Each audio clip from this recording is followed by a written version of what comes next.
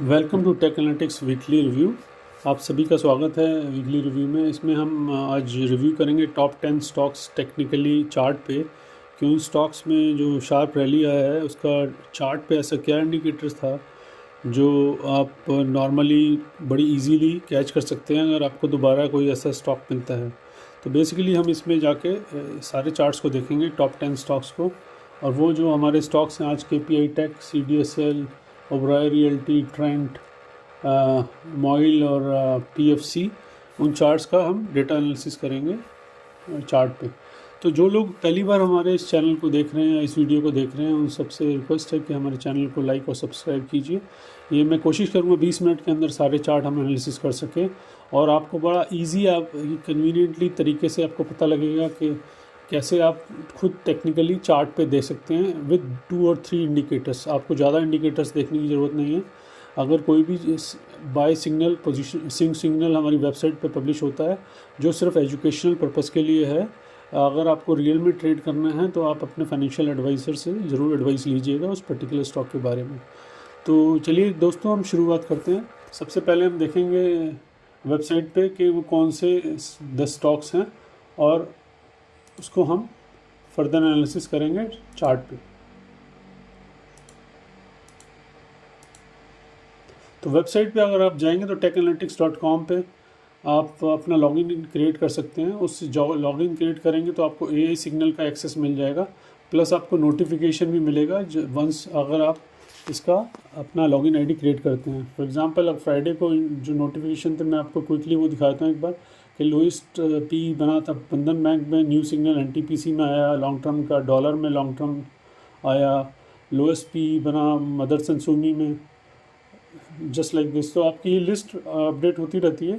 जो भी regular website visit करेगा विद लॉगिन आईडी उसको ये नोटिफिकेशन दिखता रहेगा और आप अगर आप इसको क्लिक करेंगे तो वो आपको चार्ट खोल देगा फॉर इजी एनालिसिस। ठीक है, तो हम चार्ट को, इस बंधन बैंक के चार्ट को तो एनालिसिस नहीं कर रहे, जस्ट मैंने आपको नोटिफिकेशन का एडवांटेज दिखाया। जब आप फर्दर वेबसाइट पे नीचे ब्राउज़ करेंगे तो आपको कुछ मिलेंगे कि टारगेट हिट फ्राइडे को जिस स्टॉक्स के हुए हैं उन सब की लिस्ट है। Latent view, doctor Reddy, Glenmark, LIC, TVS motor, ये सारे सिग्नल बाय में हैं। इन सब का टारगेट हिट हुआ है फ्राइडे को। और कौन से ऐसे सिग्नल अभी भी हैं बाय सिग्नल जिनका लो रिस्क रिवार्ड चल रहा है और 0.1 है, या फॉर एग्जांपल नौकरी का 0.1 है, ब्रिटेनिया का 0.1 है, या PVR आइनॉक्स का 3.3x है। तो इसको आप डीप एनालिसिस कर सकते हैं वेबसाइट पे। तो जस्ट मैं आपको वेबसाइट का फीचर ही बता रहा हूँ, इसमें हम डिटेल में नहीं जाएंगे इन सारे चार्ट्स में, क्योंकि पर्पस आज का क्या है, जो टॉप 10 स्टॉक हैं जिसमें शार्प राइज आया उनका हम टेक्निकल इंडिकेशन क्या था जो आप इजीली पकड़ सकते हैं अगर फ्यूचर में ऐसा आपको कोई स्टॉक मिलता है तो आप जब इस पे लिस्ट को देखेंगे तो हम इस जो टॉप 10 स्टॉक आज स्टडी कर रहे हैं वो है वोक फार्मा, CDSL, ट्रेंट। ये प्रॉफिट वाइज रैंकिंग है, ऑटोमेटिक रैंकिंग जनरेट होती है। जिसका मैक्सिमम प्रॉफिट है वो सबसे ऊपर रहता है, डाउनवर्ड जो देखेंगे वो डिसेंडिंग ऑर्डर में लगा हुआ है। ठीक है, अगर आप इसका क्लिक करेंगे तो यहाँ से चार्ट इंडिकेट खुल जाएगा और आप चार्ट को फर्दर स्टडी कर सकते हैं। पर हम सीधा चार्ट में न जाके मैं आपको पहले इंडिकेटर्स दिखाऊंगा जो वेबसाइट पे पब्लिश हुए थे किस दिन पे। मैं इसका सॉर्ट करता हूँ प्रॉफिट्स से हाई टू लो। ठीक है, तो ये जब आप ब्राउज़ करेंगे वेबसाइट तो आपको कुछ ऐसा लेआउट मिलेगा स्टॉक्स का। तो उसमें बेसिकली जो आपको नया स्टॉक होगा उसका रैंक, ये जो ऑटोमेटिक रैंकिंग है उसको कम रहता है, और किस दिन पब्लिश हुआ है वो डेट रहेगा, किस प्राइस पे पब्लिश हुआ है, करंट प्राइस क्या है, प्रॉफिट टोटल कितना हो चुका है। तो फॉर एग्जांपल हम वोक्स फार्मा का अगर हम देखें तो पब्लिश हुआ था 238 रुपये पे 6 नवंबर को, और करंट इसका 338 रुपये है, और प्रॉफिट इसमें 42% प्लस का हो चुका है जब से पब्लिश हुआ है। और इसमें री एंट्री, अब जो लोग 6 नवंबर को या उससे पहले स्टॉक को होल्ड करके बैठे हैं वो तो 42% राइज हो चुका है। पर अगर इसमें नया ट्रेड या नया आपको पोजीशन बनाना है तो इतना एडवाइजेबल नहीं है। हाउएवर इसका टारगेट अभी भी 366 रुपये दिखा रहा है सॉफ्टवेयर, और स्टॉप लॉस 302। तो यहाँ से 10% का तो नीचे स्टॉप लॉस बन रहा है, पर टारगेट 8% अप। तो उस हिसाब से ये बहुत ही रिस्कियर ट्रेड हो जाएगा नई एंट्री के लिए। तो आप सिर्फ इसको मॉनिटर और वॉच कर सकते हैं एजुकेशन पर्पज़ के लिए। ठीक है, इसका RSI 87 है और रिस्क रिवार्ड 1.24 है। अब आप जब इस आइकन को क्लिक करेंगे तो आपको ये चार्ट ओपन कर देगा। अब हम चार्ट में देखते हैं कि ये 6 नवंबर को ऐसा क्या इंडिकेशन आया था चार्ट पे जो इसमें कंटिन्यूस रैली इतनी बनी हुई, शार्प रैली। तो 1 मंथ पे मैं जूम करता हूँ चार्ट को और आप देखेंगे इसका 6 नवंबर को, तो इसमें आपको बेसिकली 4 लाइन यहाँ दिख रही है। प्राइस जो है वो आपको शेडेड एरिया दिख रहा है ब्लू वाला, और बॉलिंजर बैंड मैरून है, अपर और लोअर ये दोनों साथ चल रहा है। इस पर लिखा हुआ है बॉलिंजर अपर, और करंट प्राइस का ब्लू है, और ग्रीन है DMA 20 डेज़ और DMA 50 डेज़ है रेड लाइन। तो अगर आप 6 नवंबर पे जाके जूम करते हैं, अपना कर्सर को जूम करते हैं, तो आपको यहाँ देखेंगे बॉलिंजर से तो नीचे प्राइस था, बट इसने DMA 20 डेज़ और 50 डेज़ का क्रॉसओवर दिया है प्राइस में। ठीक है, और वेयर एज DMA 20 डेज़ का पॉजिटिव क्रॉसओवर हुआ है 15 नवंबर को। ये देखें ग्रीन लाइन ऊपर ट्रेड करने लग गई है। तो हमें जो देखना है यहाँ पर 2 चीज़ देखनी है कि बॉलिंजर बैंड क्रॉस उसने ब्रेकआउट बॉलिंजर बैंड से भी दिया है, वो दिया है 10 नवंबर को। पर जो मैं आपको बताना चाह रहा हूँ उसमें सिंपल आपको तरीका देखना है, मैकडी का चार्ट देखें, आपको जूम करना है और इसमें आप देखना है कि इसमें पॉजिटिव कब हुआ है। तो मैकडी पे अगर आप देखेंगे तो 6 नवंबर को ये पॉजिटिव हो गया है। जो आप डिफरेंस देखेंगे ब्लू और ब्लैक का, तो ब्लू लाइन अपर है और ब्लैक लाइन लोअर है। तो ये पॉजिटिव जो क्रॉसओवर हुआ है ये कंटिन्यू रखा है, और उसके बाद इसका गैप बढ़ता गया है और अब थोड़ा सा गैप ये कम हुआ है। तो अगर आप देखें 6 नवंबर को मैकडी पॉजिटिव हुआ और इसने प्राइस को DMA 20 डेज़ को और 50 डेज़ को ऑलमोस्ट, तो यहाँ पर आप ट्रेड लेके चुपचाप बैठ सकते हैं विद स्टॉप लॉस, और आप उम्मीद कर सकते हैं ये बॉलिंजर को क्रॉस करे। अगर ये बॉलिंजर को भी क्रॉस कर जाता है तो आपको शार्प मोमेंटम स्टॉक में मिलेगा, शार्प प्राइस स्पाइक होने का चांस है, और वो आपको क्विक रन आउट दे के प्रॉफिट दे सकता है। तो जो मैं इंडिकेटर सिर्फ 2 या 3 ही बता रहा हूँ आपको।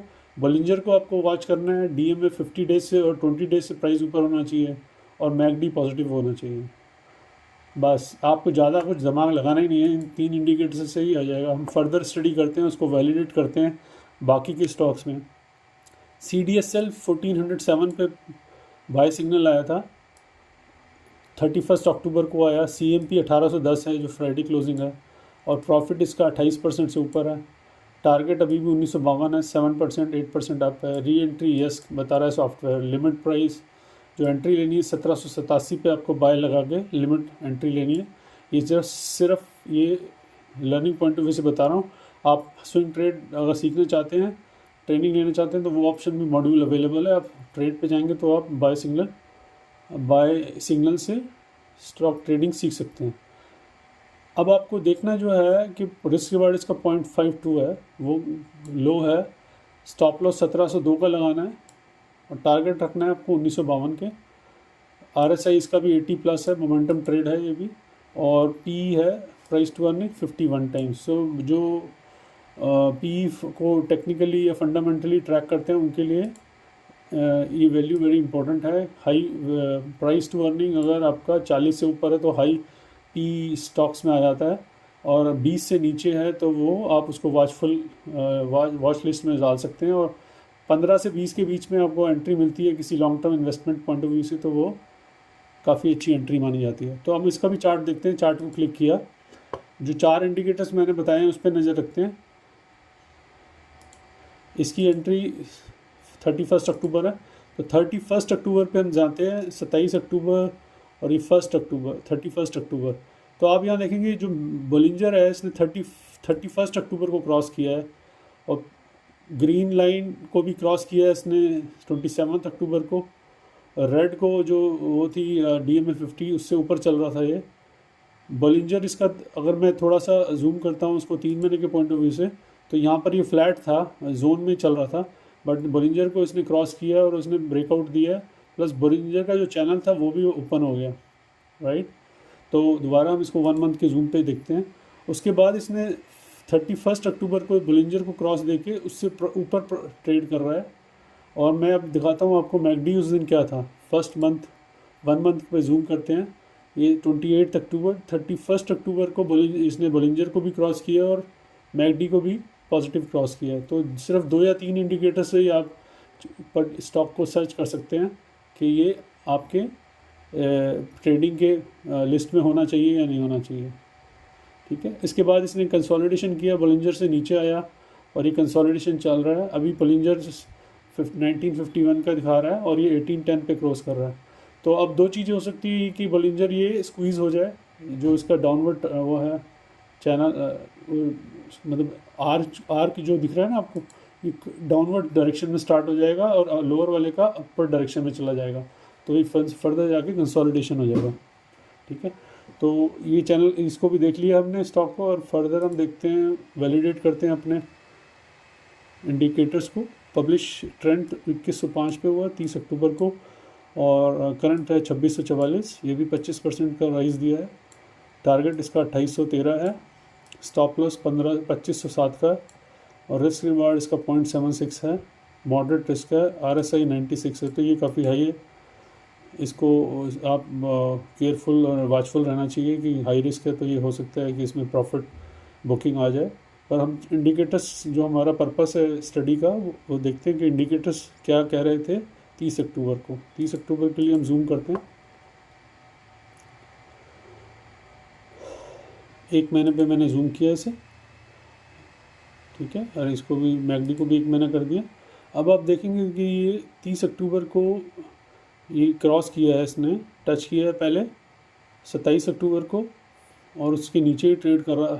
फिर इसने 31 अक्टूबर को इसको पॉजिटिव ब्रेकआउट दिया है बुलिंजर को।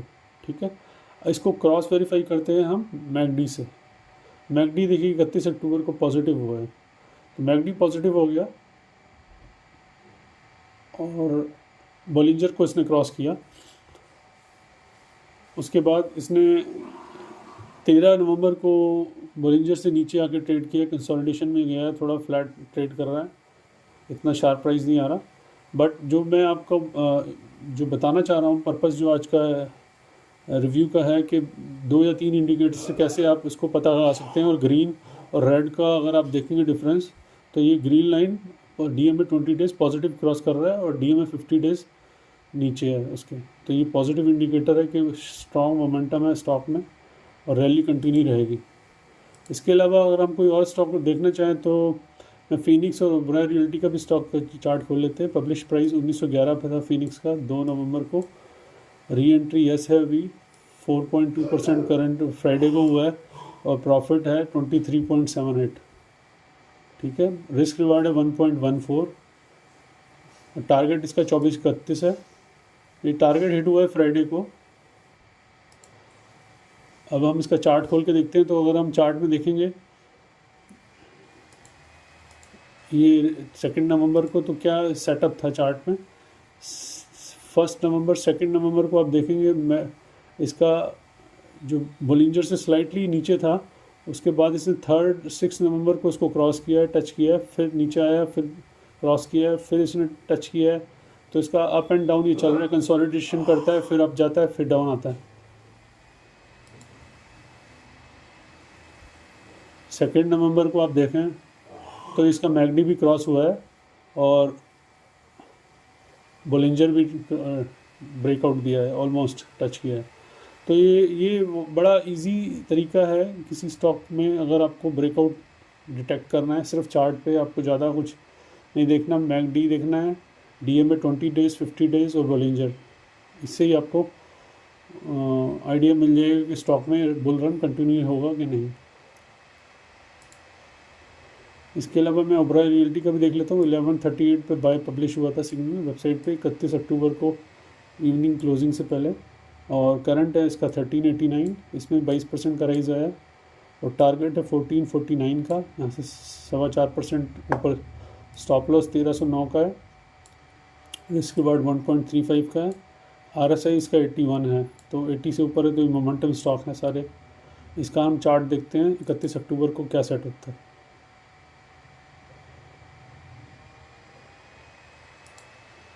तो अगर आप देखेंगे तो इसमें भी वही सेटअप दिख रहा है आपको, DMA 20 डेज़ 50 डेज़ क्रॉसओवर हो रहा है 31 और 6 अक्टूबर के बीच में। बट जो 1 नवंबर को इसने बोलिंजर को क्रॉस किया है। और मैकडी में देखता हूँ एक मैंने की जूम पे, मैकडी क्रॉस किया है 31 को। तो जो क्लोजिंग में ये मैकडी क्रॉस करके गया है, नेक्स्ट डे स्पाइक के लिए रेडी था। तो जिन लोगों ने 31 नवंबर की क्लोजिंग पे इसको डिटेक्ट कर लिया, क्योंकि जैसे ही ये वेबसाइट पे पब्लिश हुआ उसी वक्त आप उसका चार्ट खोल के देखिए और चार्ट में सेटअप देखें कि क्या बन रहा है। ठीक है, उसके बाद आप देखेंगे फर्दर जो नवंबर में रैली हुई है इसकी, बोलिंजर को क्रॉस किया है इसने और फिर कंसोलिडेट किया है, फिर टच किया है, फिर कंसोलिडेशन किया है, फिर टच किया है। और मैकडी का आप देखेंगे जूम करके तो ये भी काफ़ी वाइडर गैप पे चल रहा है। ठीक है, तो ये रैली कंटिन्यू नहीं हो सकती है। बट अब जो इसमें एक चीज़ दिख रही है कि इसका जो चैनल है, लोअर चैनल, वो अपर डायरेक्शन में जाना शुरू हो गया। तो इससे जो रैली है वो फ्यूचर में हो सकता है स्क्वीज़ हो जाए, और या तो वो फर्दर ब्रेकआउट आएगा, चैनल को ब्रेक करेगा, या वो DMA 20 डेज़ को एक बार टेस्ट कर सकता है। तो करेक्शन या प्रॉफिट बुकिंग भी आ सकता है। पर हमारा जो पर्पज़ ये है कि जब रैली स्टार्ट हुआ है हमें तब डिटेक्ट करना है, और आप प्रॉफिट राइड कर सकते हैं जब तक इसका मैकडी पॉजिटिव है।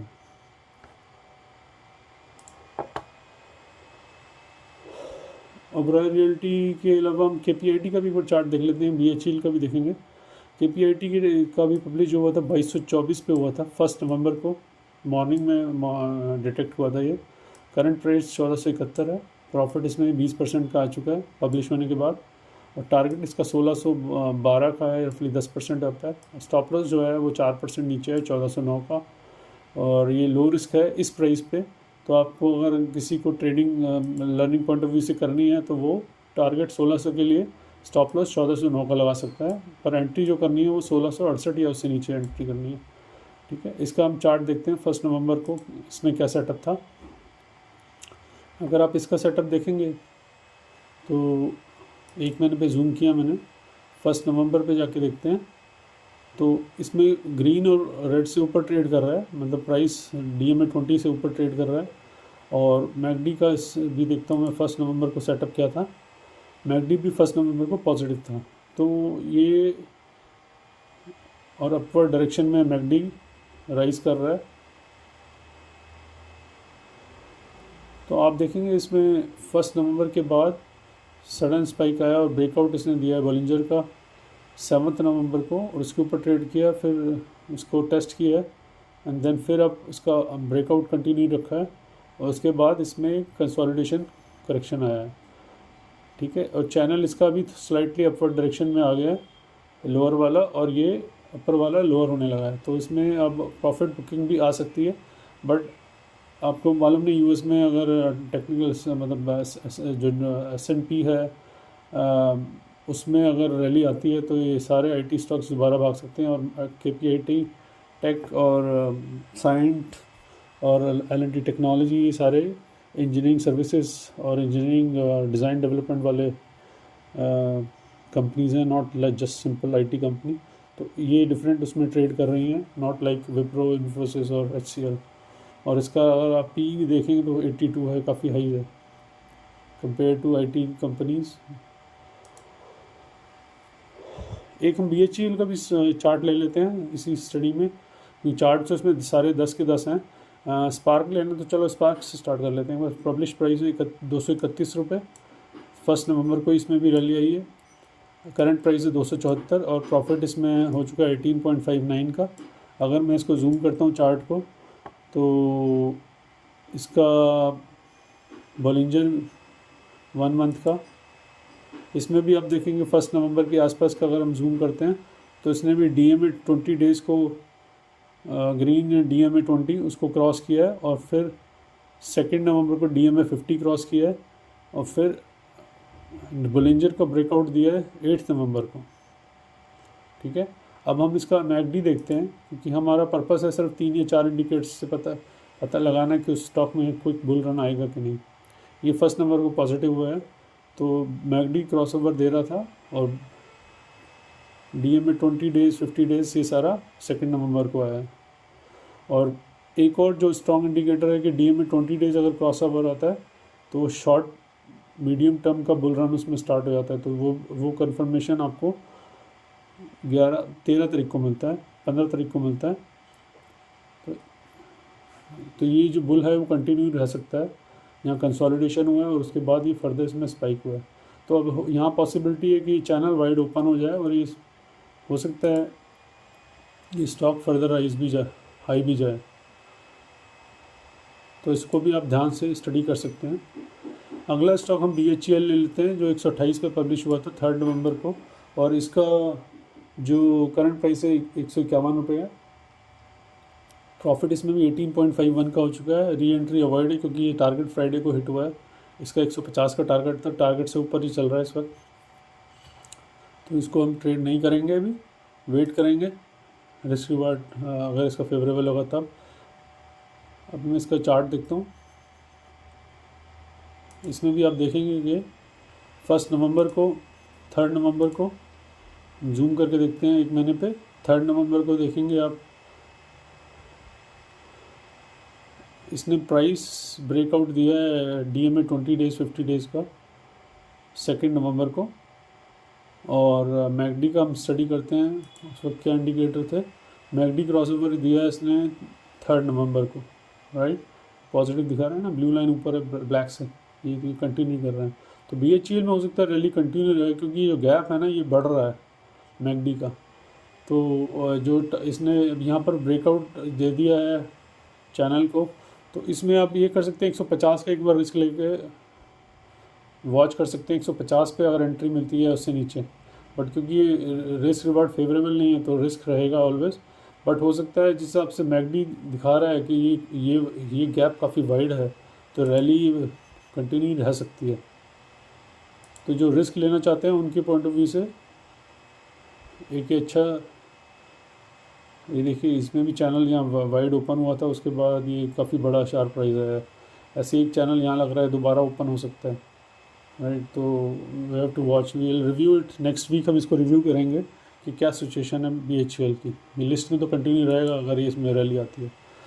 इसके अलावा मैं एक और चीज़ आपको दिखाना चाह रहा था रिव्यू पॉइंट ऑफ व्यू से। अगर जो लोग फर्दर टेक्निकल स्टडी करते हैं और चार्ट में ज़्यादा इंटरेस्ट दिखाते हैं, जैसे मैंने रियल्टी के स्टॉक में एक बार क्विकली शोभा, प्रेस्टीज और DLF, गोदरेज प्रॉपर्टी, ये 4 स्टॉक ले लेता हूँ और मैं इसको पिछले 2 महीने के डेटा पे कंपेयर करता हूँ कि इन स्टॉक्स में कितना रैली आया है। तो मैंने प्रेस्टीज, शोभा और गोदरेज का कंपैरिजन कर रहा हूँ परसेंटेज वाइज। तो अगर आप देखें तो DLF 16% राइज हुआ है, गोदरेज प्रॉपर्टीज़ 18%, शोभा 28 और प्रेस्टीज 49। तो सबसे ज़्यादा शार्प रन 49% प्रेस्टीज में आया है विद इन 2 मंथ्स।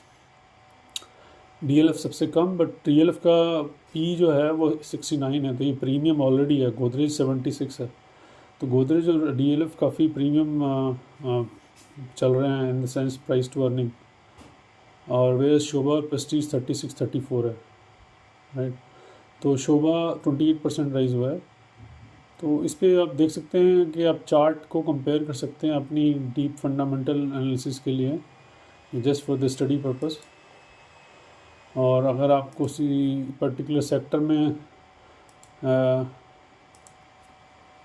एनालिसिस करना चाहते हैं तो मैं एक और क्विकली देख सकता हूँ बैंकिंग स्टॉक्स को, क्योंकि बैंकिंग में बुरा हाल चल रहा है। तो it's worth to study those top 4-5 stocks, banking stocks, Axis. और इनको मैं कंपेयर करता हूँ निफ्टी बैंक से। तो अगर आप देखें, मैं इसको कंपेयर कर रहा हूँ निफ्टी बैंक से, तो निफ्टी बैंक 1.4 माइनस में है, ठीक है। तो इसका परफॉर्मेंस माइनस है लास्ट 2 मंथ्स में।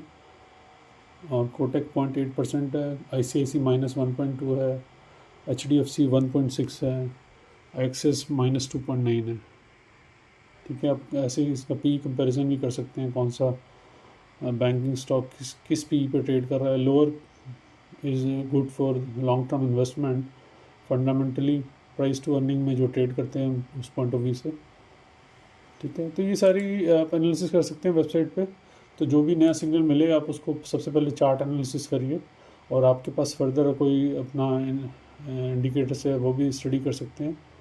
पर जो इस वेबसाइट पे आप देखेंगे 3 या 4 इंडिकेटर से इजीली आप रैली डिटेक्ट कर सकते हैं with low risk reward. Entry हमेशा लो पे होनी चाहिए, ठीक है, रिस्क रिवार्ड वैल्यू कम होनी चाहिए। स्टॉप लॉस लगा के रखना है आपको, टारगेट भी लगा के रखना है, ठीक है। तो वेबसाइट का पर्पज़ ये है सिर्फ स्टडी पॉइंट ऑफ व्यू से। अगर आप रियल में ट्रेड करना चाहते हैं तो अपने फाइनेंशियल एडवाइज़र से ज़रूर एडवाइस लीजिएगा। जो लोग पहली बार हमारे इस चैनल को देख रहे हैं, वेबसाइट पे लॉगिन क्रिएट कर रहे हैं, वो उस चैनल को सब्सक्राइब, लाइक और शेयर ज़रूर करिए। नेक्स्ट वीक मिलेंगे अनदर टॉप 10 स्टॉक्स के साथ जो उस वीक लीड करेंगे, और देखेंगे उसमें क्या इंडिकेटर्स थे जो हम फ्यूचर में उस स्टडी के बेस पे यूज़ कर सकते हैं फर्दर प्रॉफिट के लिए। अगर आप उन स्टॉक्स को होल्ड कर सकते हैं तो क्या ऐसे इंडिकेटर्स हैं जो आपको बताएंगे कि आप उसको होल्ड करें या प्राइस बुकिंग करें। Thank you very much for watching this weekly review.